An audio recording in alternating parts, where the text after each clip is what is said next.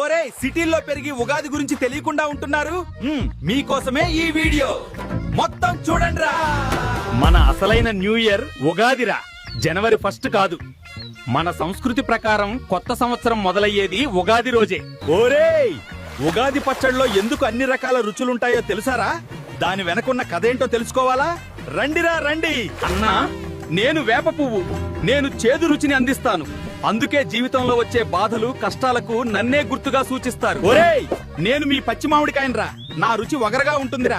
మీ జీవితంలో వచ్చే కొత్త అనుభవాలకు గుర్తుగా నన్ను ఉగాది పచ్చడిలో పెడతారా. నేను బెల్లాన్నిరా, నా రుచి భలే తీయగా ఉంటుంది. మీ జీవితంలో వచ్చే చిలిపి సంతోషాలు ఆనందాలకు గుర్తుగా నన్ను ఉగాది పచ్చడిలో పెడతారా మావా. ఒరేయ్, నేను చింతపండునరా, నా రుచి పుల్లగా ఉంటుందిరా. జీవితంలో అకస్మాత్తుగా వచ్చే ఆశ్చర్యాలు ట్విస్టులకు గుర్తుగా నన్ను ఉగాది పచ్చడిలో కలుపుతారా. ఒరేయ్, నేను గుంటూరు కారం ఇచ్చే మిర్చినిరా, నా రుచి కారంగా ఉంటుంది.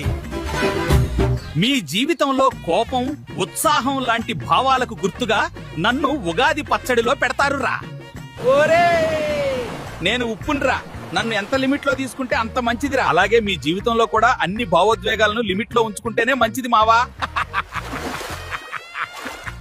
ఇలా మీ జీవితంలో ఉన్న అన్ని భావోద్వేగాలను సమంగా చూసుకుంటూ కొత్త సంవత్సరం ప్రారంభించాలి అని మన పూర్వీకులు ఈ ఉగాది పచ్చడిని పెట్టారు. అవును, మా దగ్గర తళతళా మెరిసిపోతున్న ఈ జ్యువెలరీ ఎక్కడ కొన్నామో తెలుసారా?